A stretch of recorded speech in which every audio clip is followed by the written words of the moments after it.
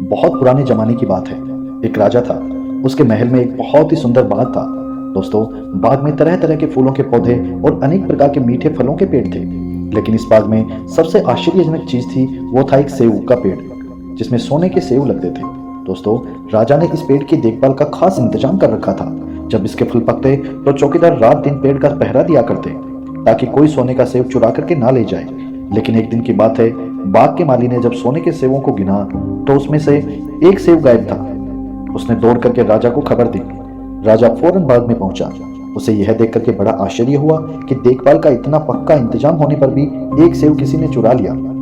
उसने ऐलान किया कि कोई सोने के सेव को चुराने वाले चोर का पता देगा तो उसे ढेर सारा इनाम दिया जाएगा। सबसे बड़े राजकुमार ने राजा से कहा कि रात में वह पहरा देगा और चोर को पकड़ने की कोशिश करेगा। राजा ने उसको इसकी इजाजत दे दी। बड़ा राजकुमार रात में पहरा देने लगा, लेकिन 2 घंटे के बाद ही उसे नींद आ गई और वह सो गया। सुबह उठ करके जब उसने सेवों को गिना तो वह देख करके चकित हो गया कि रात भर में एक और सेव गायब हो गया था। इसके बाद दूसरी रात को मंझले राजकुमार ने पहरा देने का काम संभाला। उसे भी नींद आ गई और तीसरा सेव चोरी हो गया। राजा बहुत चिंतित था। दरबारियों के भी समझ में नहीं आ रहा था कि क्या किया जाए। सब लोग उदास बैठे थे कि इतने में सबसे छोटा राजकुमार आया और उसने कहा कि आज की रात मैं पहरा दूंगा और चोर को पकड़ूंगा।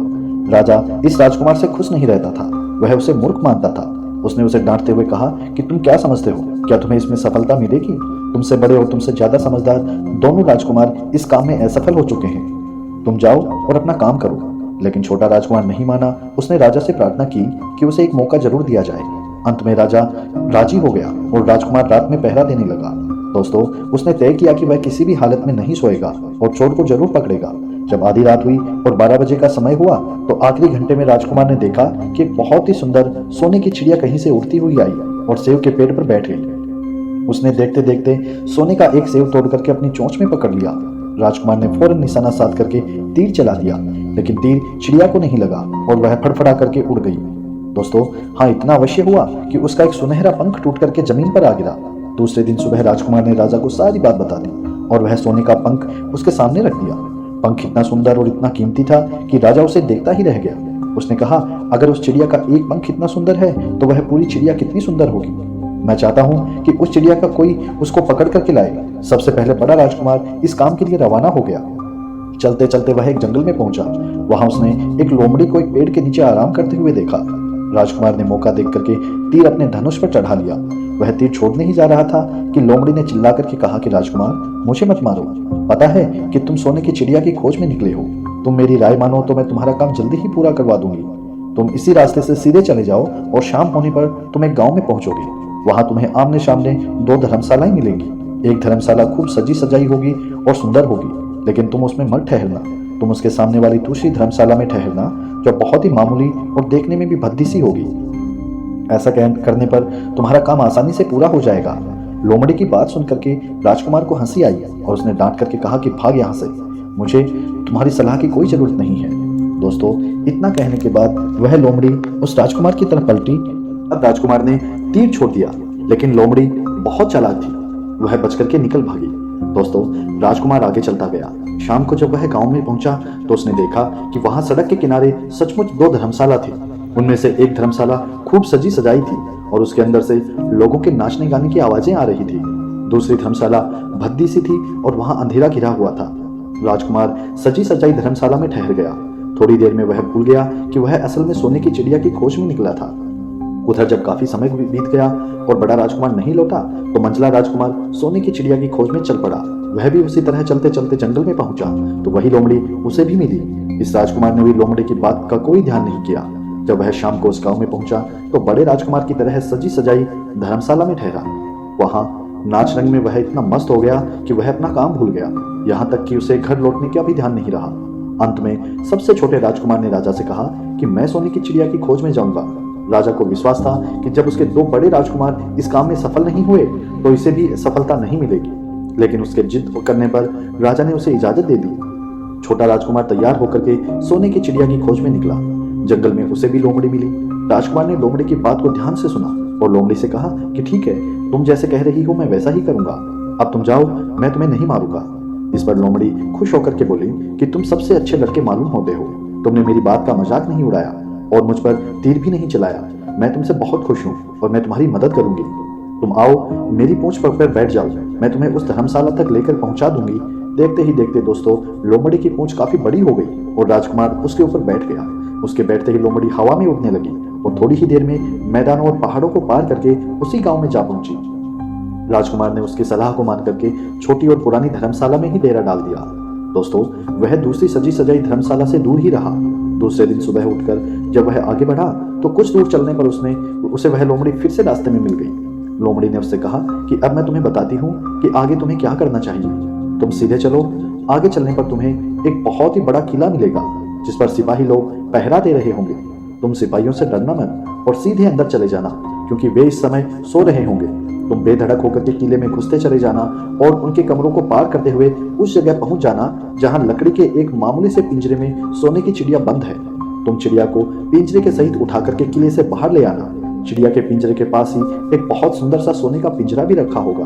तुम भूलकर भी चिड़िया को उस पिंजरे में मत रखना, मगर तुम उसे लकड़ी के पिंजरे में से निकाल करके सोने के पिंजरे में रखने की कोशिश करोगे तो बाद में बहुत पछताओगे। यह कहकर के लोमड़ी ने राजकुमार को फिर से अपनी पूंछ पर बिठाया और थोड़ी ही देर में उसको किले के पास पहुंचा दिया। दोस्तों, राजकुमार किले के पास जाकर के देखा कि सचमुच उसके पहरेदार सो रहे थे। वह बिना डरे सीधा महल में घुस गया और थोड़ी ही देर बाद वह उस कमरे में भी जा पहुंचा जहां सोने की चिड़िया एक पिंजरे में बैठी हुई थी। दोस्तों, पिंजरे के पास ही सोने के 3 सेव भी पड़े हुए थे। इन सेवों को देख करके राजकुमार ने फौरन पहचान लिया कि यह सेव तो उसके पिता के बाग के ही थे। सोने की चिड़िया इतनी सुंदर थी कि राजकुमार उसको देखता ही रह गया। वह उसको उठा करके लाने ही वाला था कि उसकी नजर पास ही पड़े एक सुंदर से पिंजरे पर पड़ गई। वह पिंजरा बहुत सुंदर था और उसमें तरह तरह के कीमती पत्थर चढ़े हुए थे। सोने की चिड़िया के लिए वही पिंजरा ठीक मालूम पड़ता था। राजकुमार लोमड़ी की बात को भूल गया और उसने सोने की चिड़िया को लकड़ी के पिंजरे से निकाल करके सोने के पिंजरे में बंद कर दिया। लेकिन नए पिंजरे में आते ही चिड़िया ने खूब जोर जोर से शोर मचाना शुरू कर दिया। राजकुमार पिंजरे को उठा करके कमरे से बाहर भी नहीं निकल पाया था कि बहुत से सिपाही कमरे में घुस आए और उन्होंने राजकुमार को पकड़ लिया। अब राजकुमार को अपनी भूल का पता चला। उसे याद आया कि लोमड़ी ने उससे कहा था, लेकिन बात अब क्या हो सकता था। सिपाही उसे खींचते हुए राजा के दरबार में ले गए। राजा के पूछने पर राजकुमार ने सारी बात कह बताई। उन्होंने राजा को बोला कि तुम मेरे महल में चोरी करने के लिए घुसे थे, मैं तुमको माफ नहीं कर सकता, तुम्हें फांसी की सजा दी जाएगी, लेकिन मैं तुम्हें एक मौका देता हूँ। अगर तुम मेरे लिए सोने का घोड़ा ला दो तो मैं ना सिर्फ तुम्हें छोड़ दूंगा बल्कि सोने की चिड़िया भी तुमको दे दूंगा। दोस्तों, राजकुमार को अपनी जान बचाने के लिए राजा की शर्त माननी पड़ी। अब वह सोने के घोड़े की तलाश में निकला। किले के बाहर जाने पर उसने देखा कि लोमड़ी उसका इंतजार कर रही है। उसने लोमड़ी को सारी बातें बताई। लोमड़ी ने निराश होते हुए कहा कि मैं अब तुम्हारी कोई मदद नहीं करूंगी, तुमने मेरे कहने के अनुसार काम ही नहीं किया। मैंने जिस तरह से कहा था अगर तुम उस तरीके से करते तो इस मुसीबत में कभी नहीं फंसते और सोने की चिड़िया तुम्हें मिल जाती। राजकुमार बोला कि इस बार तो मुझे माफ कर दो, मुझसे गलती हो गई है, मेरा काम तुम्हारी सहायता के बिना नहीं चलेगा। दोस्तों, इस तरीके से वो अनुरोध करता है और लोमड़ी उसकी बातों को सुनती है। लोमड़ी से कहता है कि राजा ने सोने का घोड़ा लाने के लिए कहा है, वरना वह मुझे फांसी पर चढ़ा देगा। लोमड़ी ने कहा कि खैर, मैं तुम्हें माफ करती हूँ। अब तुम ऐसा करो कि मेरी पूंछ पर बैठ जाओ, मैं सीधे सीधे तुम्हें कुछ दूर लेकर के जाऊंगी। तुम्हें एक दूसरा किला मिलेगा, उसी किले की खुरसाल में तुम्हें सोने का घोड़ा बंधा हुआ मिलेगा। महल के नौकर चाकर सब सो रहे होंगे, तुम चुपचाप जाना और घोड़े को खोल लेना। लेकिन एक बात याद रखना, वहां घोड़े के पास ही घोड़े पर कसने के लिए 2 जीनें रखी होंगी। उसमें से एक तो पुरानी चमड़े की जीन होगी और दूसरी सोने की जीन होगी। तुम सोने की जीन को छूना भी मत और उस घोड़े पर पुरानी चमड़े की जीन को कस करके सवार हो जाना और उसे दौड़ाते हुए किले से बाहर चले आना। राजकुमार ने वादा किया कि वह ठीक ठीक वैसा ही करेगा। लोमड़ी ने उसको फिर अपनी पूंछ पर बैठाया और कुछ ही देर में उसे उस किले के पास लेकर के पहुंच गई। किले के पास पहुंचते ही लोमड़ी ने उसे नीचे उतारा और फिर वह वहां से चली गई। राजकुमार सीधा फाटक से निकल करके किले में घुस गया और अंदर जाकर के उसने देखा कि वहां के सभी नौकर चाकर सोए हुए थे। थोड़ी ही देर में वह किले की खुरसाल में जा पहुंचा। वहां पर एक बहुत ही सुंदर सुनहरा घोड़ा बंधा हुआ था। राजकुमार ने पास जाकर देखा कि वह घोड़ा सचमुच सोने का था। ऐसा सुंदर घोड़ा उसने सपने में भी नहीं देखा था। उसने आगे बढ़ करके घोड़े को खोल लिया। जब वह बाहर निकलने लगा तो उसकी नजर एक कोने में पड़ी हुई सोने की जिन पर गई। यह जिन तो बहुत सुंदर थी और उसमें हीरे मोती भी जड़े हुए थे। उसके पास एक फटी पुरानी चमड़े की जिन पड़ी हुई थी। इतने सुंदर घोड़े पर पुराने चमड़े की जिन कसना राजकुमार को अच्छा नहीं लगा। उसने सोने की जिन उठा ली और घोड़े पर कसना शुरू किया। इतने में घोड़ा जोर से हिनहिना उठा। किले के नौकर चाकर जाग गए। थोड़ी ही देर में राजकुमार पकड़ लिया गया। राजकुमार को सिपाहियों ने बांध करके अपने राजा के सामने पेश किया। राजा ने सारी बातें सुनकर के कहा कि तुमने मेरे घोड़े को चुराने की कोशिश की है, इसलिए तुम्हें फांसी की सजा दी जाएगी। लेकिन अगर तुम मेरा एक काम कर दो तो मैं तुम्हें छोड़ सकता हूँ। यहाँ से कुछ ही दूर पर एक सोने का महल है और उसमें बहुत सुंदर राजकुमारी रहती है। अगर तुम अपनी जान बचाना चाहते हो तो उस राजकुमारी को मेरे पास ले आओ, तुम्हें इनाम में यह सोने का घोड़ा दे दूंगा। बेचारा राजकुमार वह फिर से एक नई मुसीबत में फंस गया। उसे मजबूर होकर के राजा की शर्त माननी पड़ी। अब वह सोने के महल की खोज में निकला। दोस्तों, कुछ दूर चलने पर फिर वही लोमड़ी मिली। पता नहीं कैसे लोमड़ी को सारी बातें मालूम हो गई थी। वह बोली, देखो, तुमने इस बार भी मेरी बात नहीं मानी। मेरी बात मान जाते तो यह मुसीबत तुम्हारे गले नहीं पड़ती। खैर, मुझे तुम पर दया आ रही है, मैं तुम्हारी मदद करूंगी। चलो, मैं तुमको सोने के महल तक पहुंचा देती हूँ। तुम महल के बाहर ही कहीं पीछे छिपे रहना। जब उसमें से शाम को राजकुमारी तालाब में नहाने के लिए बाहर आए तो तुम आगे बढ़ करके उसका हाथ पकड़ लेना। जैसे ही तुम उसको छुओगे, राजकुमारी तुम्हारे साथ आने के लिए राजी हो जाएगी। दोस्तों, उसने कहा, लेकिन एक बात याद रखना, तुम उसको वहां से अपने साथ ले आना, उसे वापस महल में मत जाने देना। वह तुमसे कहेगी कि मैं अभी अपने माता पिता से मिलकर के आती हूँ, लेकिन तुम उसकी बातों में मत आना, वरना फिर मुसीबत में फंस जाओगे। यह कहकर के लोमड़ी ने फिर से अपनी पूंछ फैला दी और राजकुमार उस पर बैठ गया। दोस्तों, देखते ही देखते लोमड़ी हवा में उड़ी और कुछ ही देर बाद सोने के महल के पास जा पहुंची। महल के पास पहुंचते ही राजकुमार एक पेड़ के नीचे छिपकर के बैठ गया। शाम को जब राजकुमारी नहाने के लिए किले से बाहर आई तो राजकुमार ने हिम्मत करके आगे बढ़ गया और उसका हाथ पकड़ लिया। उसके छूते ही राजकुमारी उसके साथ चलने के लिए तैयार हो गई। वह बोली, राजकुमार, तुम मुझे जहां भी ले जाना चाहोगे मैं तुम्हारे साथ चलूंगी, लेकिन मुझे थोड़ी सी देर के लिए अपने माता पिता से मिलकर के आने दो।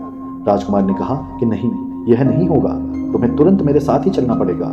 लेकिन राजकुमारी रोने लगी। इतनी सुंदर राजकुमारी को रोते देख करके राजकुमार का मन पिघल गया।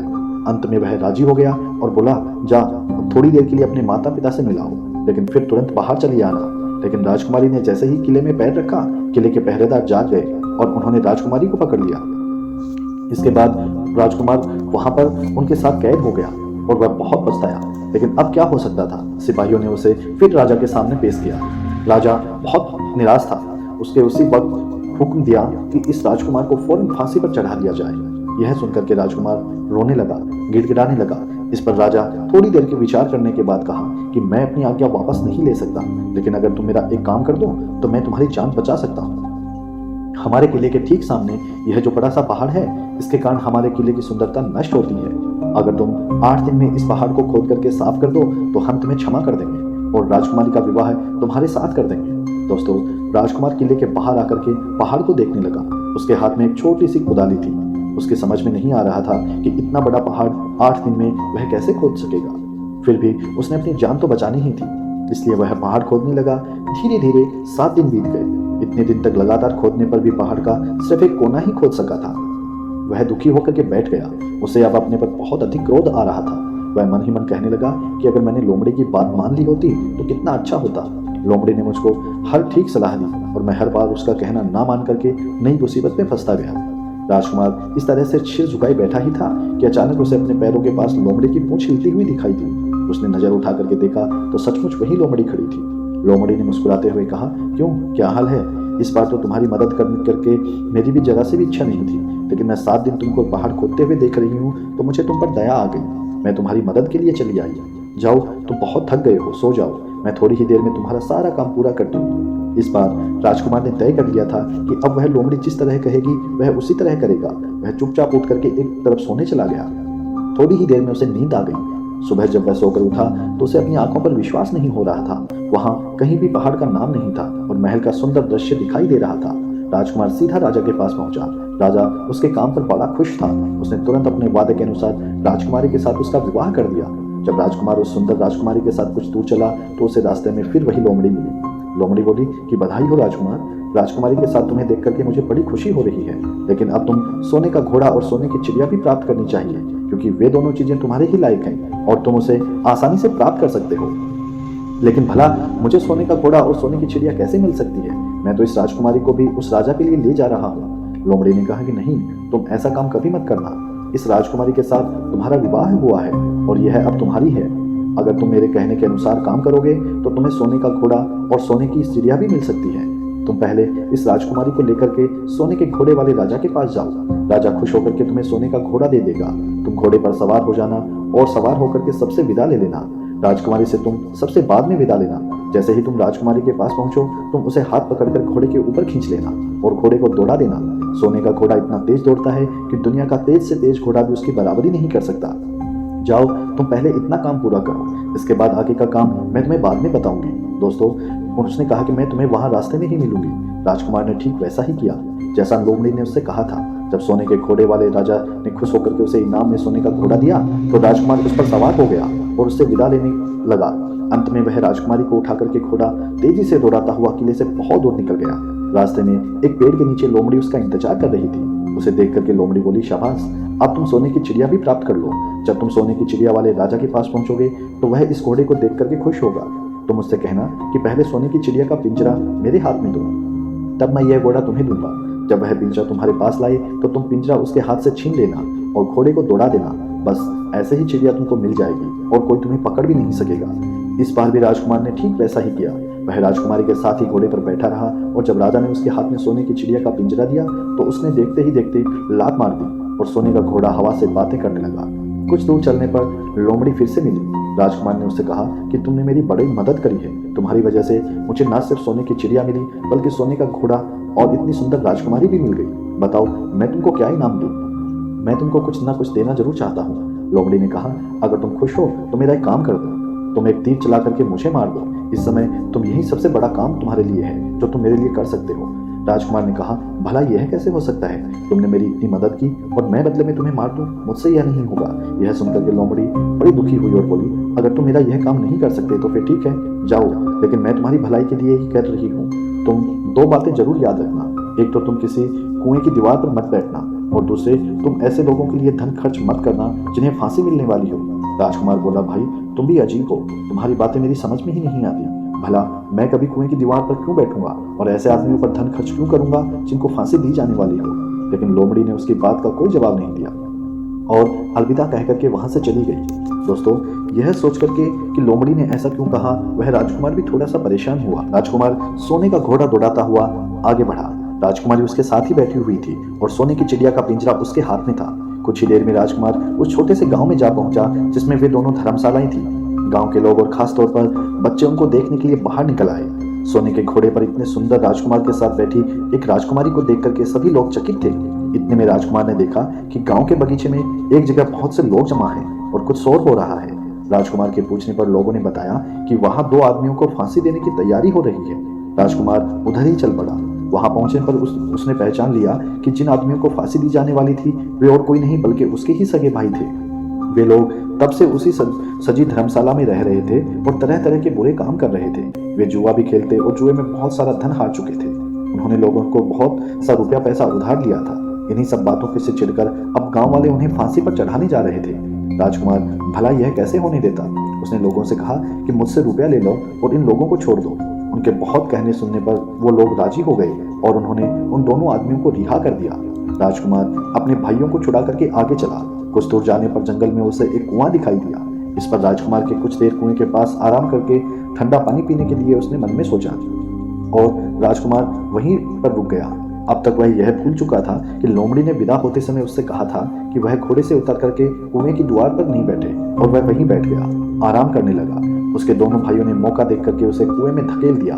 इसके बाद उन्होंने घोड़े पर राजकुमारी को डाला और सोने की चिड़िया का पिंजरा उठाया और वहां से चलते बने। कुछ ही देर में वे लोग अपने राज्य में लौट आए।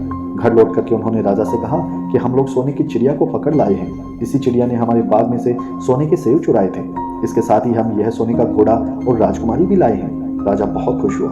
सारे राज्य के लोग खुशियां मनाने लगे, लेकिन राजकुमारी खुश नहीं थी। वह बराबर रोती रही। उसने खाना पीना सब छोड़ दिया। यही नहीं, घोड़े ने भी दाना और पानी बंद कर दिया और सोने की चिड़िया भी उदास रहने लगी।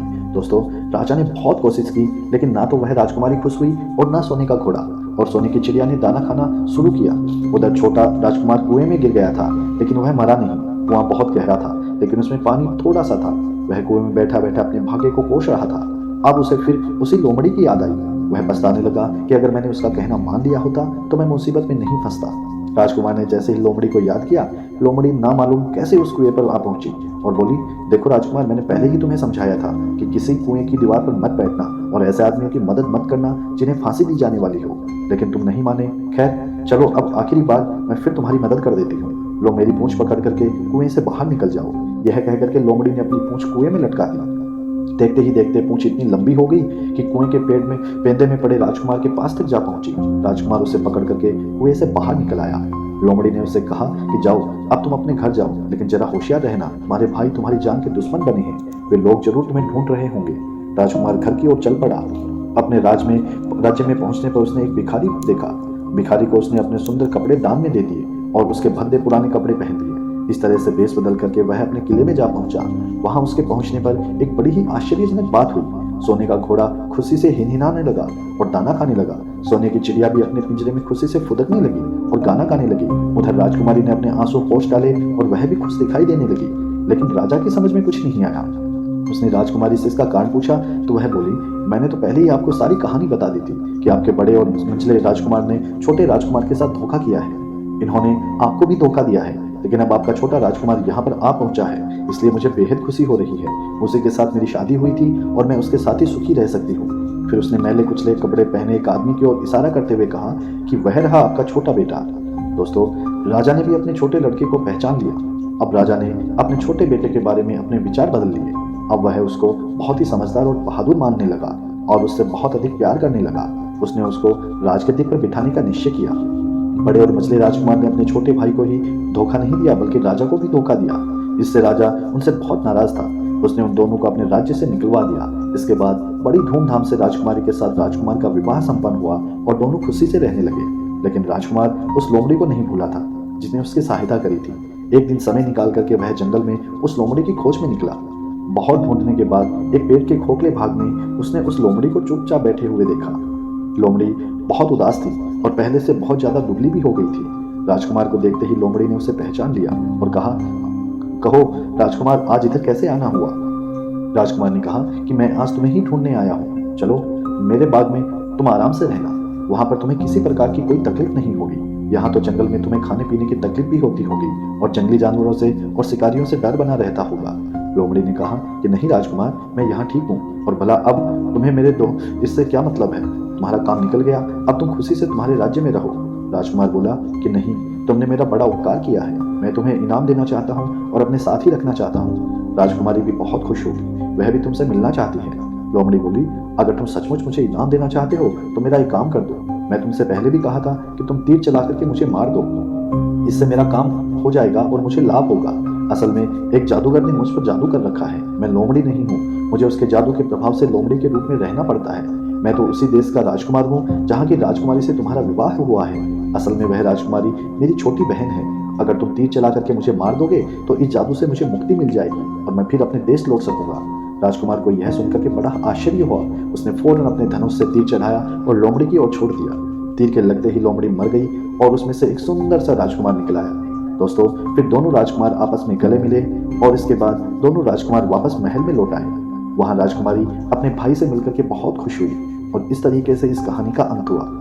दोस्तों, ये कहानी कैसी लगी आपको कमेंट्स में मैं आपकी राय का इंतजार करता रहूंगा। मैं फिर मिलता हूँ आपसे एक नई कहानी के साथ।